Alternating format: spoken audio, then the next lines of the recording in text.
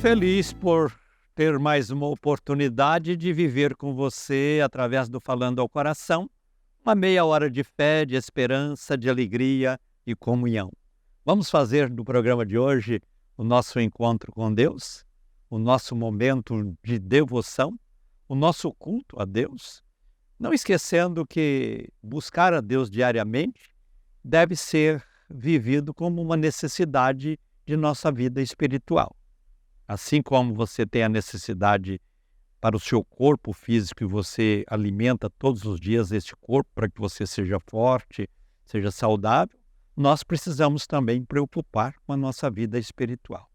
Nós somos dois em um, ou seja, temos o corpo físico e o espiritual. E precisamos alimentar, claro, o corpo físico, mas também alimentar o espiritual. Onde é que eu alimento o espiritual? Na presença de Deus, buscando a Deus, falando com Deus, orando a Deus, lendo a Bíblia Sagrada, meditando na palavra, servindo ao Senhor com alegria. Vamos, portanto, viver esta meia hora como este momento importante de devoção e buscando a Deus de todo o coração, desfrutar das bênçãos que nos fortalecem, que nos enriquece espiritualmente, que nos conduz a momentos importantes. A Bíblia diz sempre: o Senhor é o meu pastor, nada me faltará. Então, quando nós temos Deus como aquele que nos guia, como o pastor guia a ovelha, não nos falta pasto, não nos falta refrigério, não nos falta paz, não nos falta segurança, não nos falta alegria e tantas outras coisas que são necessárias e importantes para que tenhamos uma vida espiritual saudável. E o mais importante pensar também não é só na questão espiritual de hoje, mas de hoje e de toda a eternidade. Porque a vida física ela tem um limite. Você um dia nasceu e um dia, infelizmente, vai ter que morrer. Agora, espiritualmente, nós nascemos quando confessamos Jesus como nosso Salvador e vamos viver eternamente. Viver eternamente. E é para falar desta vida eterna que o Falando ao Coração está no ar diariamente há mais de 20 anos, todos os dias, alertando você.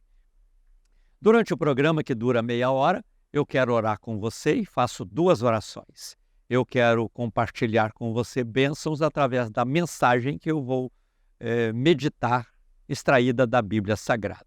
Eu vou te dar informações importantes que vão contribuir para que você possa viver uma vida cristã ativa, abençoada e feliz. Então vamos juntos nesta caminhada de fé, que é assistir o Falando ao Coração, e durante a execução e apresentação do programa, você estará recebendo de Deus algo precioso, algo glorioso, algo maravilhoso para o viver. E Deus tem sempre bênçãos novas. Você já é um dos nossos evangelistas associados? A primeira oração que eu faço é pedir a bênção da recompensa na vida de todos vocês que, contribuindo, estão me ajudando a fazer este programa. Inclusive, quero convidar você que ainda não está contribuindo para abrir o coração e vir contribuir. Eu tenho certeza que Deus vai te recompensar, que Deus vai te abençoar de maneira poderosa e de maneira especial. A segunda oração que eu vou fazer no programa é no final do programa. Eu vou apresentar todos vocês que estarão orando comigo e apresentar todos os nomes que chegarem para mim. Quer ter o seu nome ou o nome de alguém apresentado no altar da intercessão de hoje? Veja aí na tela 2 telefones. Um é o fixo, o outro é o WhatsApp.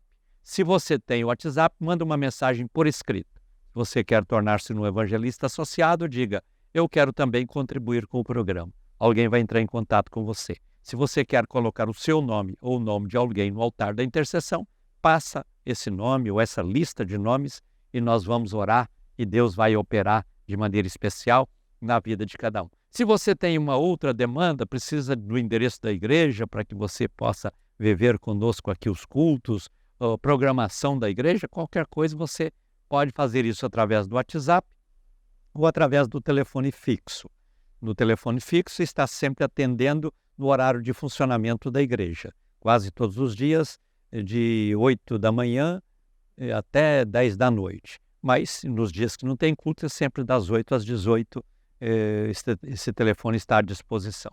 No WhatsApp, você pode mandar mensagem qualquer hora do dia, da noite, você vai ser respondido porque nosso pessoal entra para ler todos os dias todas as mensagens que são enviadas. Você tem um testemunho para compartilhar, pode mandar por escrito pelo WhatsApp, ou então pode ligar e dizer que tem um testemunho, alguém vai ligar e colher o testemunho que você tem para compartilhar.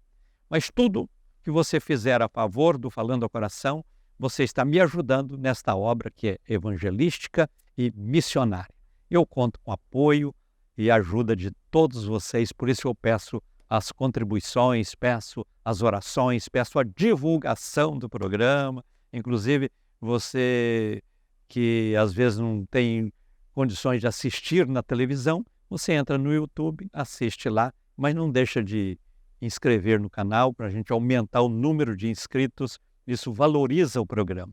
Eu conto com o apoio de todos vocês nesta obra tão importante que temos diariamente, que é esse nosso encontro de fé através do Falando ao Coração. Nós estamos na semana da Bethel Family Week, Semana da Família Bethel. Começamos na segunda-feira e hoje nós teremos atividades intensas, sempre começando por volta de 7 horas da noite. Venha estar conosco. Estará ministrando hoje o pastor Leonardo Martins, que é do Rio de Janeiro. Ele estará pregando a palavra. É um militar muito usado por Deus, ainda jovem, mas um instrumento verdadeiro nas mãos de Deus. Compensa você vir. Nós temos no estacionamento praça de alimentação, temos várias atrações importantes. Então venha, você vai viver momentos preciosos e maravilhosos conosco dentro desta festa da família que está acontecendo aqui na Bethel. E amanhã, sexta-feira, vai ser o encerramento. Encerramento com chave de ouro. Eu conto com a presença de todos vocês para vivermos momentos intensos e preciosos. Para quem está vendo desde segunda-feira, está vendo que a festa realmente é diferenciada. Uma festa que a mão de Deus está estendida e as bênçãos estão acontecendo. E o melhor, né? Estamos vivendo a vida em comunhão. Esta comunhão é tão maravilhosa, tão importante e tão especial e você precisa vivê-la. Inclusive, a Igreja Bethel está de portas abertas para receber você que não tem igreja, você que ainda não confessou a Cristo como Salvador. Venha nos visitar, venha, aproveite essa festa e envolva-se conosco porque você vai ser altamente recompensado por Deus. Chegou o momento de fazer a primeira oração do programa. Eu quero pedir a bênção de Deus na vida de todos vocês que contribuem com o programa. Antes de orar, eu quero ler aqui os nomes de Maria Zeferino de Jesus, de Aparecida de Goiânia, Noci Batista Alves, de Goiânia, Maria das Graças Carvalho, de Goiânia, Eli Ribeiro Lopes de Carvalho, também de Goiânia, e Carla Regina Damasceno, também de Goiânia. São pessoas que assumem compromisso de contribuir com o programa. Faça você o mesmo, entre em contato conosco e venha contribuir com esta obra, sendo um evangelista associado. Oremos então. Te damos graças, Pai, por todas essas pessoas que vêm contribuindo com o programa e peço que a tua bênção seja com todas elas, que elas possam ser recompensadas diretamente pelo Senhor, pelo trabalho que fazem, porque ao contribuir com o programa, elas estão apoiando este trabalho que fala da tua palavra, que fala do teu evangelho, que fala do poder salvador do Senhor, e assim vidas e mais vidas têm sido alcançadas e abençoadas diariamente. Abençoa, Senhor, todos os contribuintes do Falando ao Coração. É no nome de Jesus que eu te peço. Amém e glórias a Deus. Eu tenho uma mensagem bíblica que eu quero compartilhar com você no programa de hoje. Ela está baseada em Jeremias, capítulo de número 18, que diz assim: a palavra que veio do Senhor a Jeremias dizendo: levanta-te e desce à casa do oleiro, e lá te farei ouvir as minhas palavras. Observa que Jeremias é conhecido como o profeta que chora. O profeta que chora. Por que Jeremias é o profeta chorão? Nós podemos pensar em profetas da Bíblia, vamos pensar em dois, para não abrir muito o leque. Temos, de um lado, Jeremias, que eu vou falar sobre ele, temos do outro lado João Batista. João Batista foi o último da série dos profetas registrados na Bíblia, que estavam com o propósito e com a missão de trazer a vontade de Deus expressa ao ser humano. João Batista, aquele homem duro, aquele homem de palavras pesadas, chegando a tratar as pessoas de raça de víboras e chegando a dizer que as pessoas precisavam passar pelo machado de Deus para cortar suas raízes e coisas parecidas.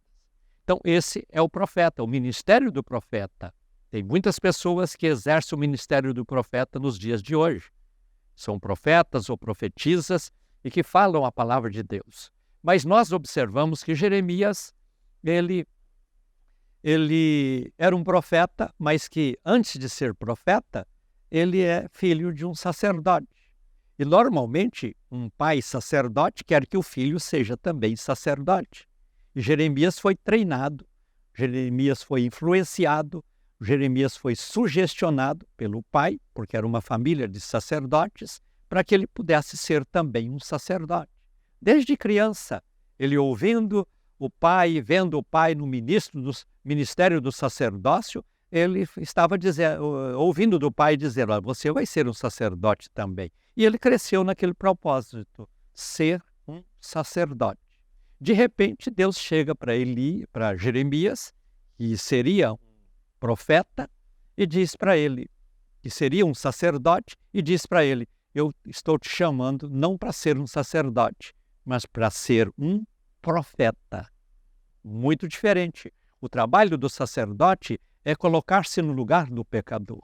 É colocar-se no lugar daquele que precisa de Deus, vestir a necessidade desta pessoa e apresentá-la diante de Deus. Esse é o papel do sacerdote. E o sacerdote tinha que cumprir com muita dedicação o ministério que ele recebia. E ele fazia isso sempre ocupando o espaço que seria do pecador, para levar este pecador a Deus. Levava através de si. E corria até um risco muito forte, porque se ele levasse a necessidade do pecador diante de Deus e Deus não aceitasse, ele morreria. Tanto é que quando ele entrava no lugar onde oferecia o sacrifício, ele entrava com uma corda amarrada na cintura, porque se ele não fosse alcançado ou recebido o seu sacrifício diante de Deus, ele morreria lá e ninguém poderia entrar lá para retirá-lo. Então puxavam pela corda. Então o ministério sacerdotal era um ministério um tanto quanto perigoso, mas ele foi treinado para isso. Então ele tinha um coração de sacerdote. E agora Deus diz, você vai ser um profeta. E entrou aí um conflito. O sacerdote é aquele que sofre pelo pecador, é aquele que substitui o pecador, é aquele que intercede pelo pecador, é aquele que busca a misericórdia de Deus para o pecador. O profeta não é aquele que aponta o dedo, é aquele que diz você precisa ser mudado, você precisa tomar uma atitude, você precisa de assumir um compromisso diferente. Então veja, vemos aí um conflito na formação de Jeremias. Ele está sendo formado para ser um sacerdote e Deus o chama para ser um profeta. E ele realmente foi obedecer à voz de Deus. É claro, todas as pessoas chamadas por Deus têm que ter a disposição do eis-me aqui, porque Deus chama com um propósito. Deus chama para que uma obra seja feita. E Jeremias ouviu a voz de Deus e se colocou à disposição. E tá bom, eis-me aqui. E agora vamos observar que Jeremias está cumprindo o papel profético, mas não perdeu o sentimento do sacerdote. E esse conflito estava complicando a vida de Jeremias. Ele, ao mesmo tempo que tinha um coração sacerdotal, tinha uma chamada profética muito forte. E ele tinha que condenar as pessoas, ele tinha que veementemente repreender as pessoas, ele tinha que exortar as pessoas. E ele estava fazendo isso, claro, obedecendo a Deus, mas contra o seu sentimento. E Deus então o conduz a uma experiência para que ele pudesse entender que Não era ele quem transformava as pessoas, mas Deus é quem transforma as pessoas, é Deus quem transforma os corações. O grande perigo do pregador do evangelho é pensar que ele é o responsável por mudar as pessoas. Não, ele é um instrumento de Deus para pregar a palavra da transformação, a palavra da mudança, a palavra que vai gerar um sentimento de necessidade de buscar a Deus. Não que ele vai fazer isso, porque a obra quem faz é Deus, através do seu Espírito. Para isso nós temos a palavra e nós pregamos a palavra com o propósito de ver as pessoas transformadas. Mas quem faz a obra é o Espírito Santo. Quem faz a obra é a atitude da pessoa em deixar Deus operar. Deus então diz para Jeremias, vá à casa do oleiro. Ou seja, desce à casa do oleiro. Ele tinha que descer, porque na vida espiritual nós precisamos de entender que quem manda não sou eu, quem manda é o dono da obra, que é Deus. Então desce à casa do oleiro. Ele desceu à casa do oleiro. Chegando lá, Deus disse para ele, olha o que o oleiro está fazendo. O oleiro estava amassando o barro. Primeira coisa, pegando o barro com cascalho, com pedra, selecionando, tirando todas as pedras, todos os cascalhos, toda a sujeira, e aí amolecendo a pedra com água, e amolecendo a terra com água, e fazendo um barro, uma massa, que ele mesmo com as mãos estava trabalhando, e aí ele começa a fazer o vaso. Ele coloca aquela massa na roda, e ali com os pés ele está trabalhando aquela roda, com as mãos ele está moldando aquele vaso, e agora mesmo o vaso fica quase pronto, mas o vaso ficou defeituoso. Então, o que Jeremias vê o oleiro fazendo? Ele quebra aquele vaso que já estava praticamente pronto, mas deu defeito, ele quebra, volta todo o processo de amassar o barro, de preparar o barro para que ele pudesse ter um barro de maior qualidade, e ele outra vez coloca aquele barro na roda e vai trabalhando e formando aquele vaso até que o vaso fica bom, o vaso fica perfeito. E aí Deus diz, Jeremias, eu quero que você entenda esta lição. Assim como o oleiro preparou o barro, você é um profeta com sentimento sacerdotal que vai também trabalhar o barro, que vai limpar o barro com o seu trabalho, com a sua assistência, com a sua pregação, com a sua orientação, com o seu conselho, com a sua ministração. Depois você vai pegar este barro e fazer dele um vaso. Mas se o vaso quebrar, tem que fazer de novo. Não é simplesmente dizer, esse aí não tem jeito, esse aí não tem solução. Porque na teoria de alguns cristãos, infelizmente, cristãos entre aspas, ele diz que pau que nasce torto, cresce torto e morre torto, ou seja, até se for queimado, a cinza será torta. Então, é o pensamento de que algumas pessoas não têm conserto, não têm solução. Mas quando estas pessoas se colocam nas mãos do oleiro, ele faz a obra necessária, ele faz o conserto, ele quebra aquele vaso ruim e faz dele um vaso útil, um vaso de honra, um vaso importante, um vaso com resultados. E Jeremias está aprendendo esta lição para que ele pudesse entender que ele tinha que ser profeta, mas ele não poderia perder o sentimento de sacerdote. E ele então exerce o seu trabalho, e você vai ver Jeremias chorando, Jeremias lamentando, Jeremias procurando de alguma forma contribuir para que as pessoas pudessem ser transformadas e pudessem servir a Deus com inteireza de fé, com fidelidade, com alegria, com prazer, porque a vida com Deus tem que ter prazer. Muitas pessoas dizem, é pesado o ministério. O ministério é a coisa mais preciosa que existe. Exercer o ministério é um privilégio que nem todos têm. Muitos gostariam, mas Deus chama alguns e nós que fomos chamados temos que exercer isso com alegria e dizer, eu tenho o privilégio de ser um pastor, de ser um evangelista, de ser um ministrante da casa de Deus, de ser alguém que serve, um servo do Senhor, que ajuda as pessoas a vencerem. Então, Jeremias precisou passar pela casa do oleiro para que ele pudesse entender ali o valor de uma obra como um vaso bem feito, um vaso sem defeito, um vaso que pudesse trazer muita honra, muita alegria. Precisamos entender estas lições como cristãos que somos. Por isso nós não devemos desistir de pregar o Evangelho, porque pregamos o Evangelho, às vezes pregamos para alguém cheio de defeitos, cheio de manchas, cheio de erros, cheio de nódoas, mas precisamos acreditar no poder purificador da palavra, precisamos acreditar no poder benfeitor da palavra, o poder transformador da palavra, para que nós possamos, desta forma, ver as pessoas transformadas e abençoadas. Quantas pessoas você já conheceu nesta vida, você às vezes não dava nada por ela, mas elas foram transformadas. Eu nunca esqueço de um colega que eu tive na faculdade. Ele era aquele homem que fazia críticas das mais severas, principalmente a mim, que era um crente. Eu era praticamente o único aluno crente da turma. E aí ele me criticava muito, e eu sempre com paciência falava com ele do privilégio de ser um crente, de servir a Deus, mas ele não dava ouvidos. O tempo passou, eu saí da faculdade, me formei, fui trabalhar, ele também se formou, foi para trabalhar para o outro lado e nunca mais nos encontramos. Um tempo depois, quem sabe 20 e tantos anos depois, ou 30 anos depois, eu encontro com ele no evento, ele vem e me pergunta: você é o Gentil? Sim, sou.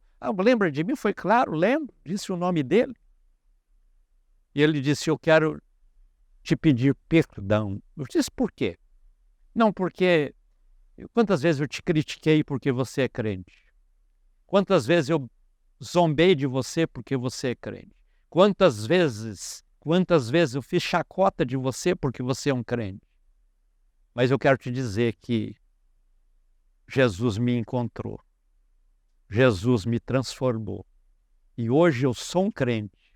Eu fiquei muito feliz, fiquei muito alegre, dei um abraço nele, graças a Deus, o saudei com a paz do Senhor Jesus e ele disse: olha, mas eu não terminei, eu não sou só um crente, hoje eu sou um pastor como você. Estou à frente de uma igreja pregando o Evangelho como você faz. Isso foi um momento de muita alegria no meu coração, porque mesmo aquelas pessoas que às vezes te criticam, que zombam de você, que levantam até calúnias contra você e faz todo tipo de crítica, procurando desfazer de você, mas Jesus passa na vida dela. Jesus entra no coração dela e faz dela um vaso novo, um vaso transformado, uma nova criatura, uma nova pessoa, porque esse é o poder do Evangelho. Quantas pessoas você encontra na Bíblia que Deus até mudou o nome dessas pessoas para que elas pudessem se sentir valorizadas por Deus, como Abrão transformado em Abraão, como Jacó transformado em Israel. A figura de Jacó talvez seja uma figura das mais emblemáticas diante do poder transformador de Deus. E Jeremias precisou ir à casa do oleiro para que ele pudesse entender que Deus faz a mudança, que Deus faz a obra da transformação, que Deus faz com que aquele que aparentemente não tem um valor transforma-se num grande valor. Jacó era um trapaceiro, Jacó trapaceou o próprio irmão, Jacó trapaceou o próprio pai, Jacó era aquele homem que usurpou algo que não era de direito dele, que era ser um primogênito do pai. E aí ele sofreu muito com isso, mas um dia ele teve um encontro com Deus. E naquele encontro com Deus, Deus o transformou, dizendo: qual o seu nome?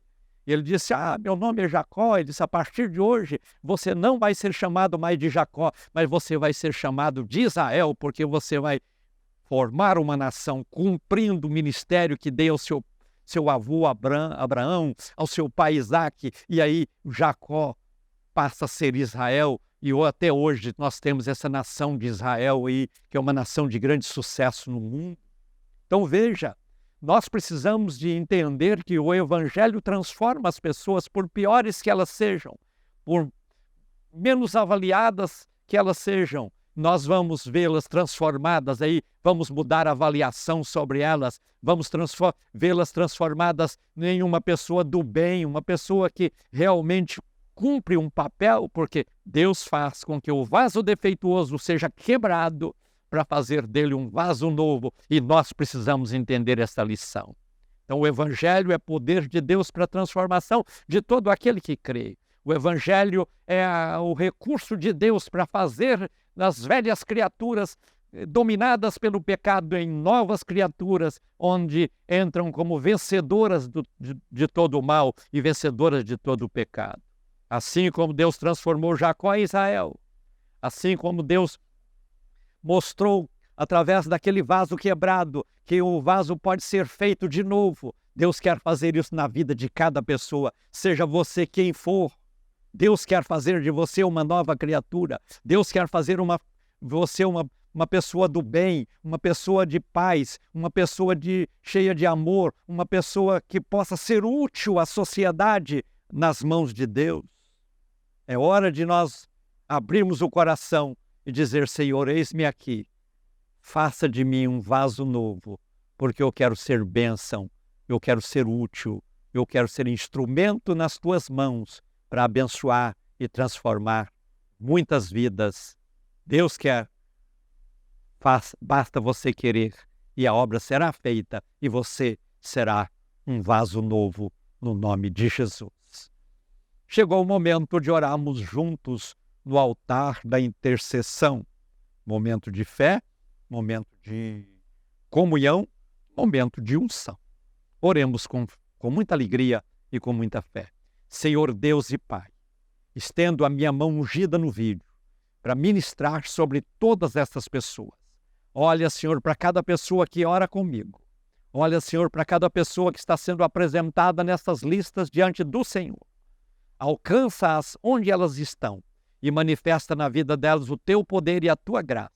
Faz obras profundas e maravilhosas, Senhor, na vida de cada uma delas, fazendo com que as que estiverem enfermas sejam curadas, as tristes sejam transformadas numa vida de alegria, aqueles que são vasos defeituosos sejam transformados em vasos de bênçãos na vida de outras pessoas e vivam, ó Pai, uma vida abençoadora o tempo todo. Pai, cura, liberta, renova, fortalece, transforma, faz a obra que o Senhor é especialista em fazer na vida de cada uma dessas pessoas. Eu oro sempre no nome de Jesus. Amém.